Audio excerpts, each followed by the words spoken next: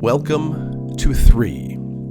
We ask some of our greatest photographers to pick 3 images from their careers and to discuss them, their meaning and importance, from their view. Today, one of our great photojournalists, Ed Kashi, discusses an important image from Northern Ireland, a second image that took him back to his roots, and a third photograph that looks at one of life's most intimate, memorable, and important moments rarely seen in our lives.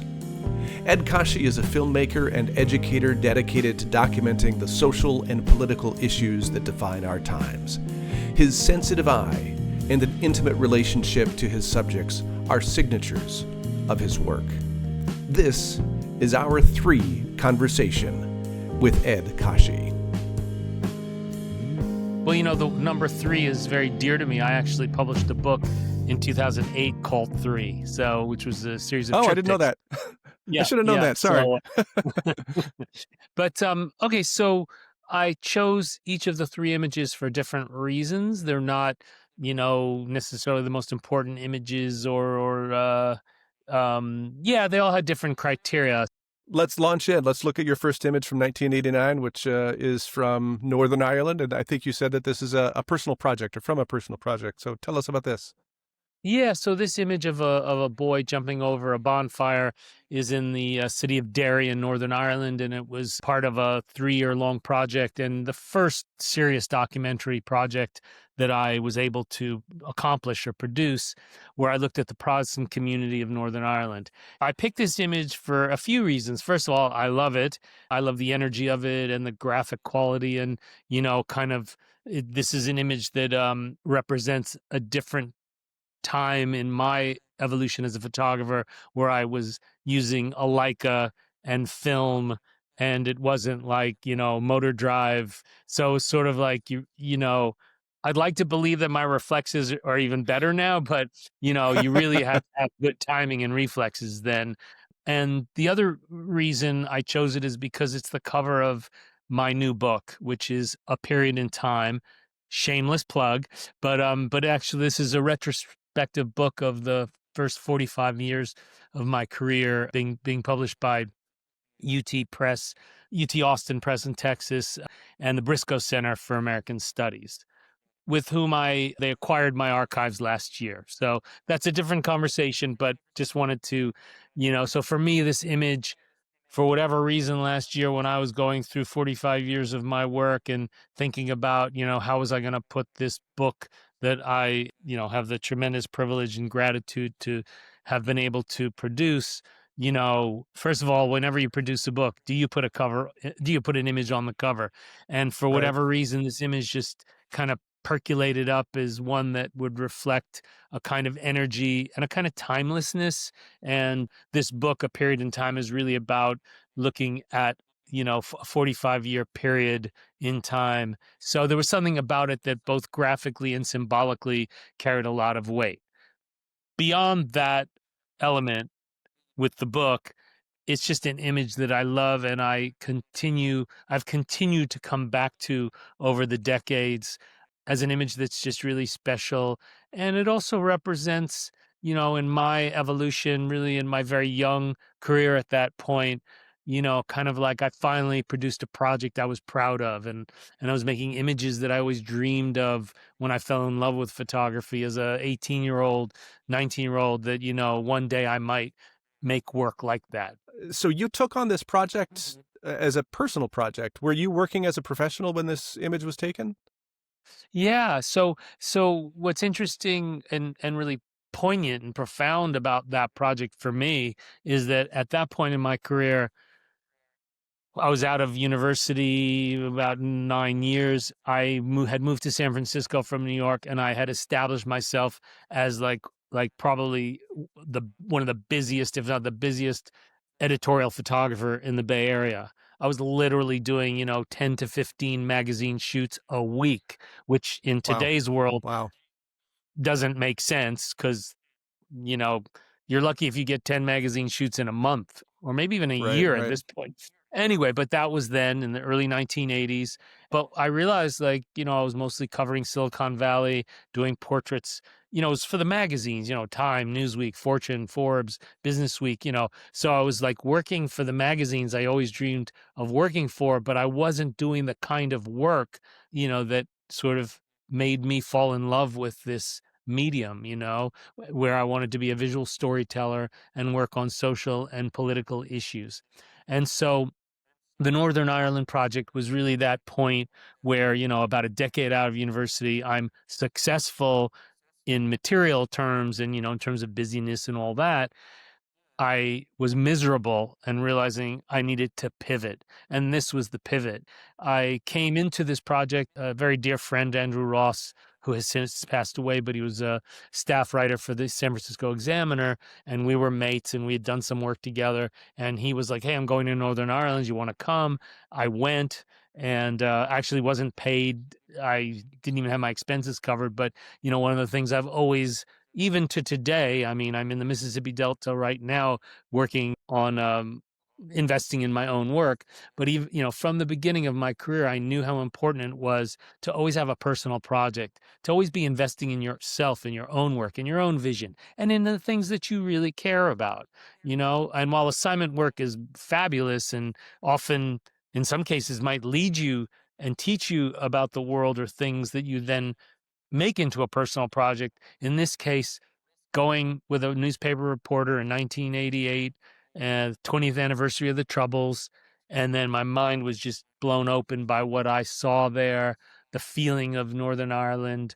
Just I fell in love with the place and I thought, okay, I'm going to come back. And just another very important point, it also, that project and the decision, the choice to work on, to focus on the Protestant community within the context of the Troubles and the sectarian issues in Northern Ireland, it set the stage for how I would continue to do work, which is looking for underreported stories or looking for an angle into a story we think we may know that provides a fresh or different perspective. Well, a great story on a great project. Your number two was from a photograph, or is a photograph from 1991 of from National Geographic. Tell us about this one. Yeah, so that's an image that when it was published in National Geographic in, I think it was May of 1992, it was a cover story. It was my first project for National Geographic magazine, and it was the beginning of almost a 25-year career working with National Geographic consistently. But it's also an idea I proposed to them. And it was also an idea that I discovered in the city of Derry in Northern Ireland. So there's something incredibly beautiful and organic that I was sitting in a cafe in Derry talking to a British painter who was married to a Kurdish woman from Turkey. And she tells me about the Kurds, who, as an American kid, I hadn't even heard of or been aware of. Right. And Right. then she says, "Oh, we're the largest ethnic group in the world without a nation of our own." And I was like, okay, this is my next project. And I committed myself to researching, the issue of the Kurds. Anyway, and then eventually, thankfully, wrote a proposal that was accepted by the Geographic. It set me out on a 25-week, 8-country project with them. And that image, I don't know if it's my most famous image, but it certainly has to rank in the top few, partly because of the image itself and also the reach and impact of being published in National Geographic magazine, especially back then when there was not social media and there was much, much less visual noise in our world. So, being published in the major magazines, particularly National Geographic, on a global level, really could elevate an image. And what's interesting about that image is that, so I was, 33, my first assignment for the Geographic, kind of dream come true. I think I was maybe halfway through the project, and I'll never forget this. I was in like payphone in Van, Turkey, which is way out in the eastern part of Turkey. And I called my editor in DC. So remember, this is a time where you would be working in film.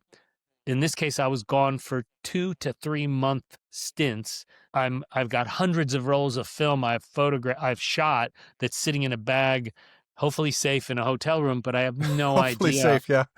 Right. I have no idea what I've captured, but every so often you would ship film, which is in today's world kind of like, I can't believe we did this, that you Yeah. would Right. FedEx or DHL film that if was lost, There you lost, go. right?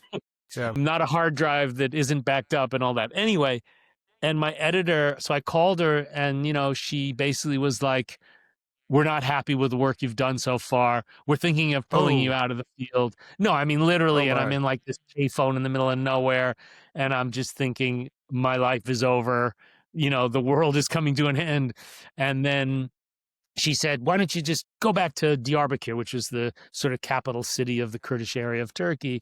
And I don't remember if it was her idea. It's not important, or mine, but then it was like, work on a Kurdish human rights lawyer. So I went back to the city of Diyarbakir.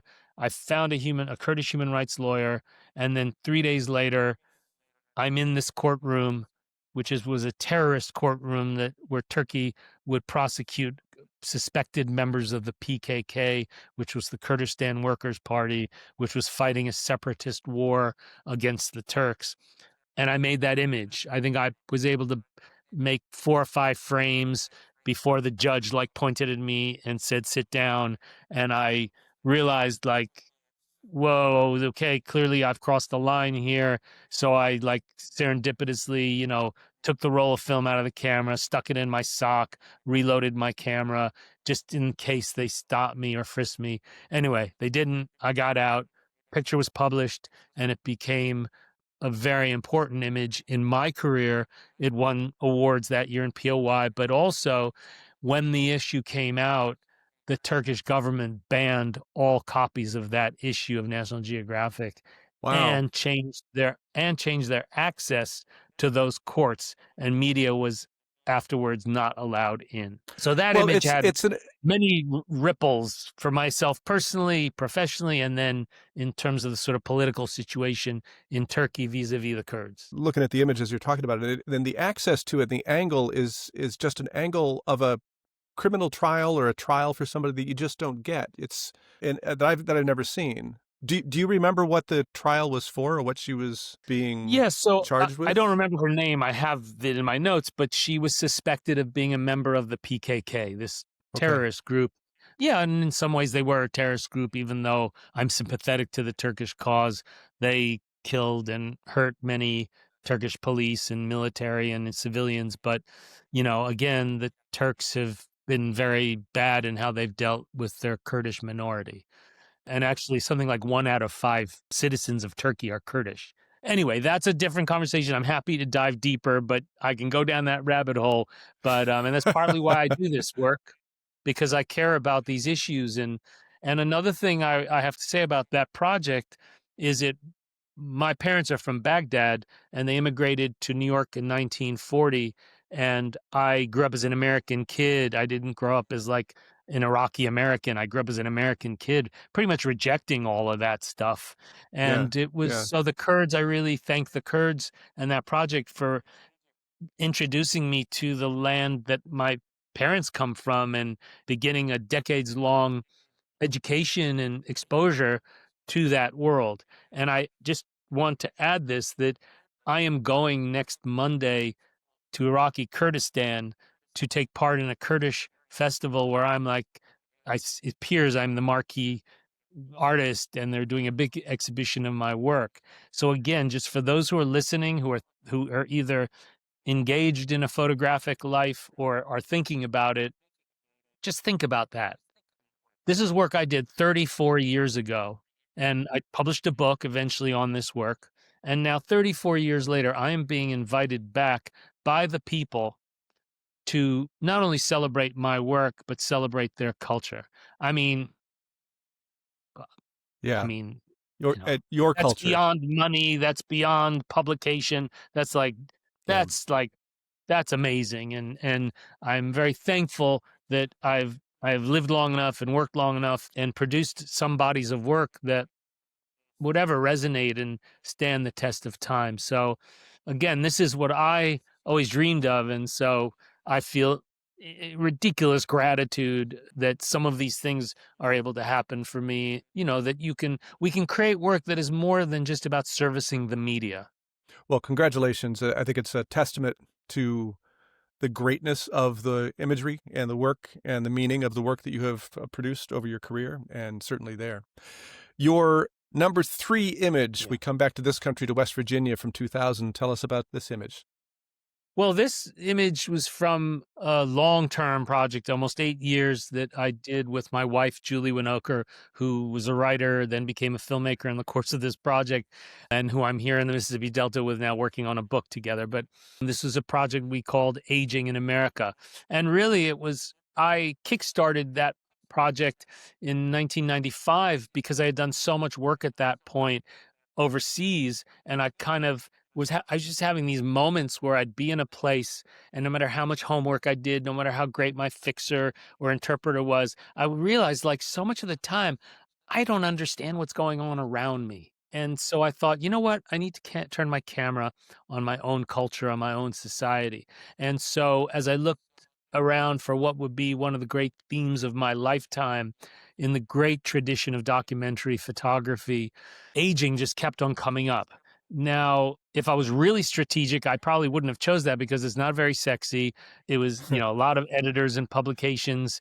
And also I was working in black and white. It was my last body of work that I did in analog photography, because soon after that I became a digital photographer. And so that image is, to me, one of the most sacred images and moments I've been able to have in my life and in my career, where we were looking at the issue of rural hospice care.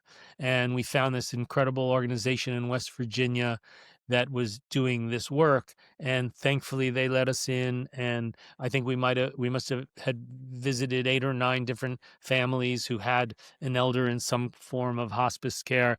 And, not surprisingly, like, 2/3 of them said no.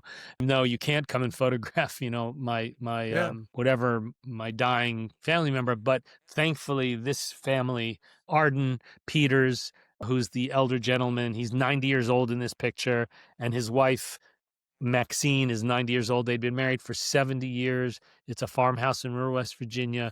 And the man to the right is Warren. He's 76. And he had befriended the couple in a Walmart and moved in to help take care of them. I mean, we worked in 25 of the 50 states. We witnessed 4 deaths. We witnessed the whole range of, senior Olympics, senior pro rodeo, senior burlesque dancers, uh, gambling, so many different issues, looking at around this issue of how does a society grow old and what does it look like. But this story and that image just really percolates up to the top for me again as an image. But it's also the idea that these people, these folks, were willing to let me not only witness this and photograph it, but just be there. These are those moments in doing documentary work that become sacred. And in some ways they're harder and harder to achieve because of the world we're living in.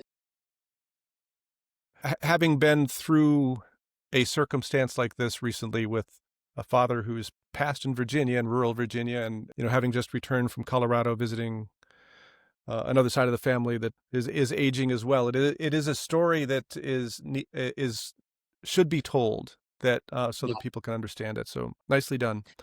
And I'd also like to, my feeling is, I know, like, people will look at that image and some people go, "Oh, that's so depressing." It's like, no, that's not depressing. No, That's beautiful to yeah, be able to pass yeah. away with your 70-year love and your son and caregivers and friends around you. I mean, my God, I hope that happens for me. You just gave me goosebumps. But yeah, I mean, I think that is the thing that I when I saw this image, I thought that is such a wonderful moment in the life of these people to have that experience, but also for you to be able to capture that moment or that period of time where there's so much meaning and so much memory and metaphor that goes into it. It really is an amazingly powerful image. Thank you. Thank you. Ed Kashi, thank you for joining us on our new series 3, talking about 3 images of your work. I have one last question for you, if I could, and this is might be a little bit of a curveball. Is there an image that you can think of from another photographer that you would like to hear the story of that we might be able to talk about? Wow, there's so many. I love I know, billions. photography. I love photography. I don't Hard to just love narrow my it own down, I know. photographs. Wow, like, where do we begin? I'm trying to think of someone who's alive, a photographer who's still alive. Easier to tell the story Um, that way, yes. yeah, unless you wanna hold a seance, but that's another story. Um, I think I'm always interested in hearing from Susan Meiselas. She's such a great thinker Amazing. and Yes. just so brilliant in, not just her photography, but her whole mindset around it. Her work from Nicaragua stands the test of time.